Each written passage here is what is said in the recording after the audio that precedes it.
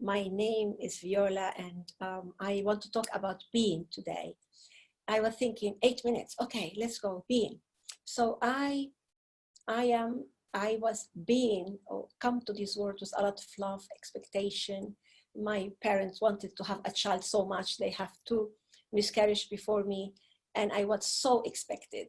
And I think this memory is in me still because sometimes I go to a place, to a conference or where there is 1,500 people, and I enter that everybody is expecting me. Yeah, sometimes I get into trouble for that. But I think this memory of being so loved and so expected has been so beautiful. And I had 3 years of my first 3 years of my life so amazing, filled with love and care. And this is my being in this life, how I entered to it. And then after 3 years and 3 months, my dad passed away suddenly from a heart attack. And my mom was very young and pregnant with my sister. And it seems like something put the world ups and down for me. And well, we as a family, we suffer a lot of grief, and it's not only the loss of the father, and then it comes the loss of the country and the immigration. That was my first immigration, new family, new language. And then after 8 years, I have another immigration, this time for another continent and another country and another language, and starting to work at early age. So now I want to talk to you about being lost. So I spent some years of being lost.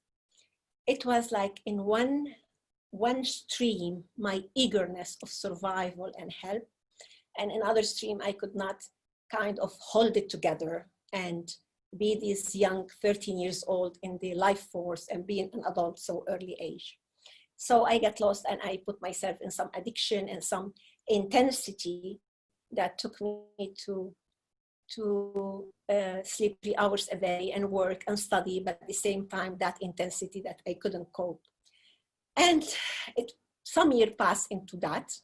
And then I want to talk with you about being found and then being reencountered with the self. So when I was coming to the age where my father died, I could see very clearly how I was driving myself to a death. It's like I had to pay something. And it was something, a call, and kind of I wake up and start struggling like somebody who's droning, and start up, and whatever was to my hand.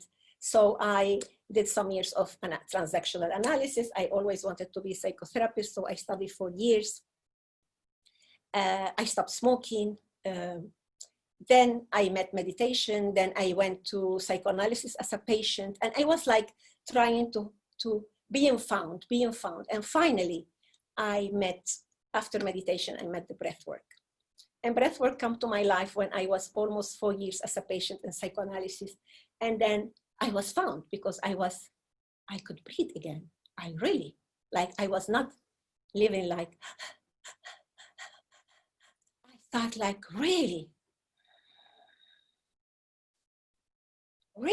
I could do it. Really, I could do it. Really, I could sleep. Really, I could wake up. And really, it seems like I was found. And in those years when I was in my process, of course, I went to so many things in the same intense way as I went to addiction, I went to healing.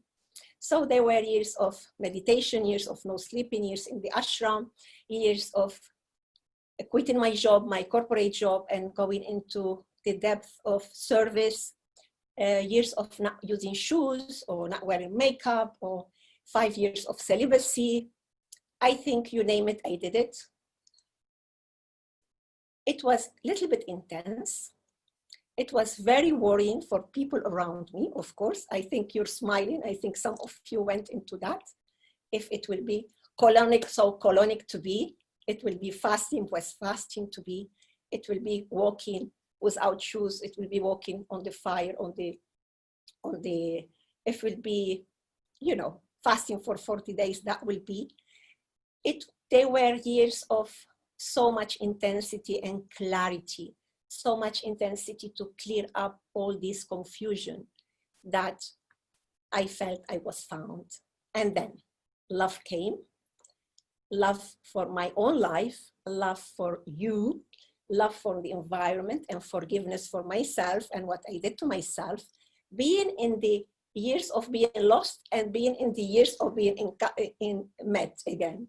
And slowly, slowly, it seems like balance started coming to me just when I was reaching my 40s.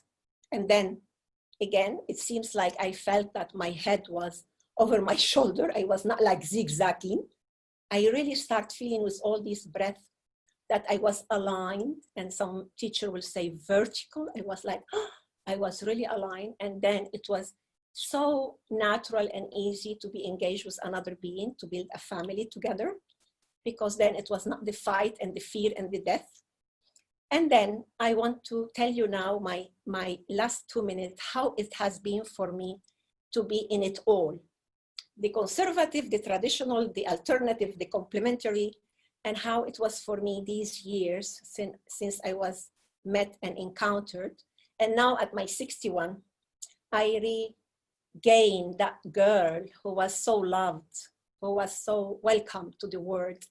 And I think now, when I look at this screen here and I see Marie Diamond and I see Veronica and Vicky and my dearest Pearl and my sister and Joanna, I said, this is my life now. Wherever I go into the world, I have beloved being, beloved people that, of course, you say I support but so many people have supported me in my journey. So I'm full of gratitude and thankfulness. And just 2 years ago, 3 years ago, I had an accident and I fall down into my head and I had a skull fracture. And I thought, that's it. And in that moment, what I thought, that's it, because of the concussion, I thought how it is to die breathing. So I started breathing consciously in a conscious and connected way. And I understood something fundamental. We can even die being very alive, and how I healed the years that I was living being dead. So I encourage you all to embrace life, to embrace your breath, to embrace life fully, whatever journey you are in now, and keep your consciousness about your breath, and especially about your gratitude of this precise moment that we are living in. Thank you so much, Vivi, for this space. It's so beautiful. It's so filled of energy and joy and transformation. This is me.